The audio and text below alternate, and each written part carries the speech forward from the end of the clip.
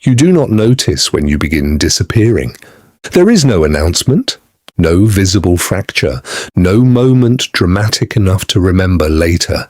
It feels responsible, measured, intentional. You call it growth, because growth is supposed to feel like refinement. Less chaos, less impulsivity, less friction. But growth does not usually require you to become smaller. And yet, if you were placed beside the version of yourself from 5 years ago, something would feel compressed, not erased, condensed, contained. Just enough that the earlier version might study you carefully before deciding you are the same person. Psychologists refer to this as identity diffusion, a gradual weakening of a stable, internally anchored sense of self.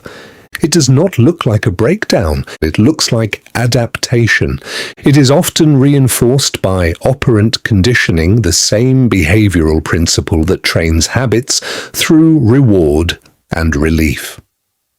When certain expressions of you are met with approval, calmness, compliance, emotional neutrality, your nervous system learns.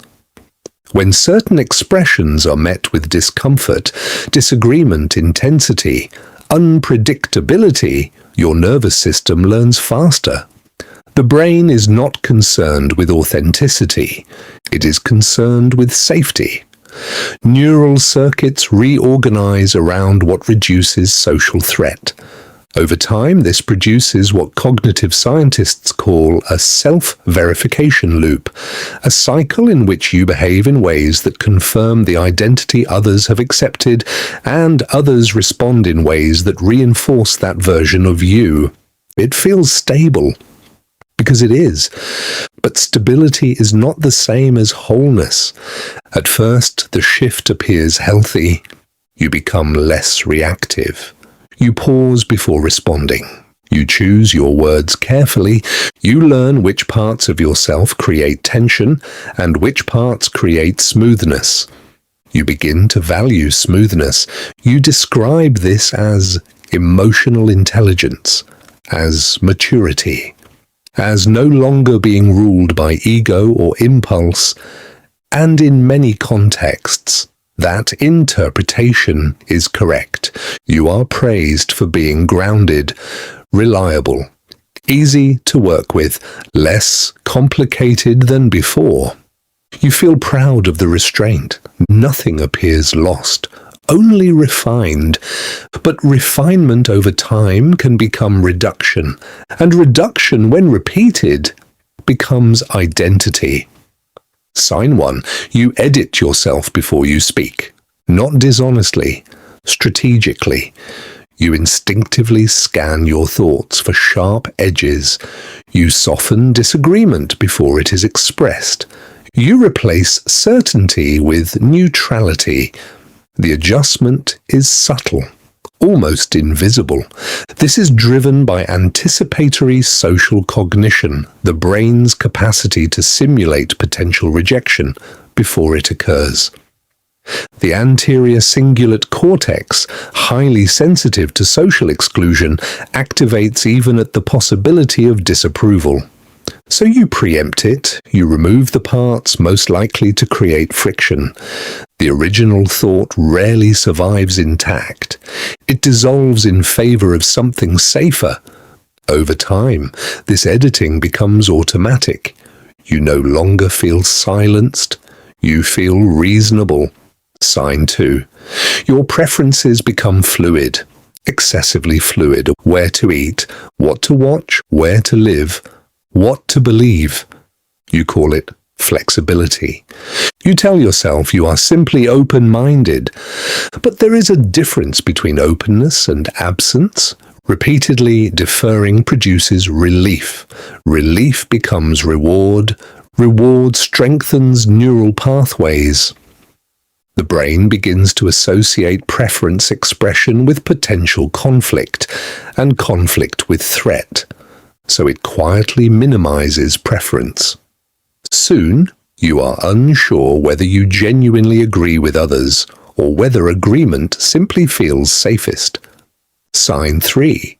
You describe exhaustion as maturity. You are tired, but not from labor. From calibration, you monitor tone, facial expressions, subtle shifts in atmosphere. You track how much of yourself is acceptable in each room. Psychologists refer to this as high self-monitoring behavior, a trait associated with social adaptability. It increases likability, it improves cohesion, but sustained self-monitoring consumes cognitive resources.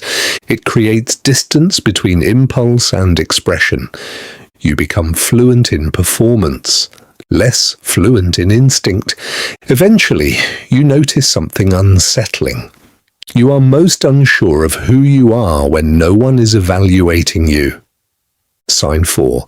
Your ambitions shrink quietly. Not because you failed, because you recalibrated. Repeated micro-signals, raised eyebrows, lukewarm enthusiasm, subtle discouragement train the nervous system. You adjust your expectations to fit what appears acceptable.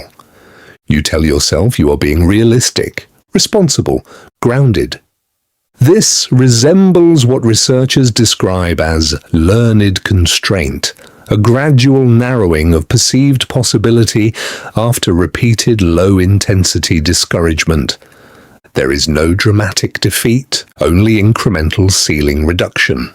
You no longer reach as far.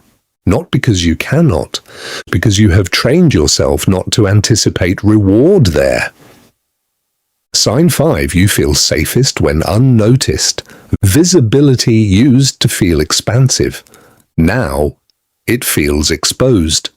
Attention implies evaluation. Evaluation implies judgment. Judgment implies risk. So you reduce variables. You make yourself predictable, competent, contained. The nervous system equates invisibility with control, and control with safety. You begin to associate smallness with peace. Sign 6. You call suppression peace. Your emotional spikes have flattened. You rarely feel overwhelmed. You rarely feel ecstatic. Everything sits within an acceptable bandwidth. This resembles effective dampening, a narrowing of emotional amplitude, often mistaken for regulation. True regulation preserves depth. Dampening reduces it. Intensity disappears first, then enthusiasm, then conviction. You feel calm, but the calm feels engineered, manufactured by continuous self-adjustment. Sign 7. You cannot remember the last uncalculated decision you made. Every action is pre-reviewed, filtered through consequence, through optics, through long-term impact. Your life feels stable, efficient, even admirable, yet faintly scripted, as if you are managing a version of yourself designed for sustainability. The character performs well, but the actor feels distant. At some point, the adaptation becomes structural. You do not feel controlled. You feel responsible. You believe this is adulthood, emotional intelligence, growth. But internally, something reorganized. You began anticipating reactions before exploring desires. You prioritized external coherence over internal curiosity. You pre-disappointed yourself to prevent external disappointment. You edited ambition before anyone could critique it. You reduced intensity before it could threaten harmony. The identity you now protect is not necessarily false. It is incomplete. It is the version of you most rewarded by your environment, and because it works, you defend it. Here is how the system sustains itself. You anticipate discomfort. You adjust. Adjustment reduces friction. Reduced friction produces relief. Relief rewards adjustment. Adjustment becomes habit. Habit becomes personality. Personality attracts environments that prefer that personality.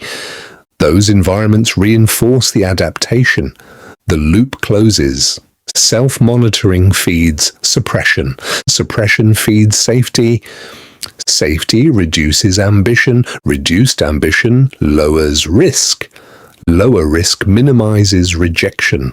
Minimal rejection validates the smaller self. No overt trauma required. No visible collapse. Just a closed psychological ecosystem operating quietly beneath awareness.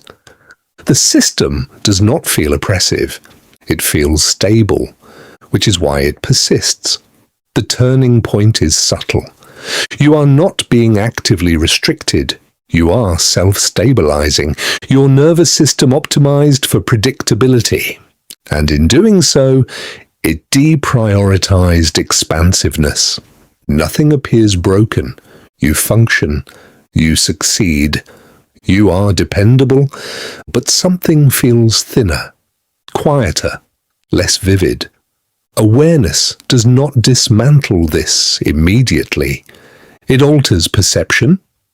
When a conditioned response is recognized as conditioned, it becomes observable. And once observable, it no longer feels identical to identity.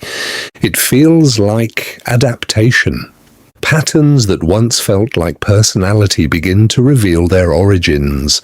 Relief, reward, repetition.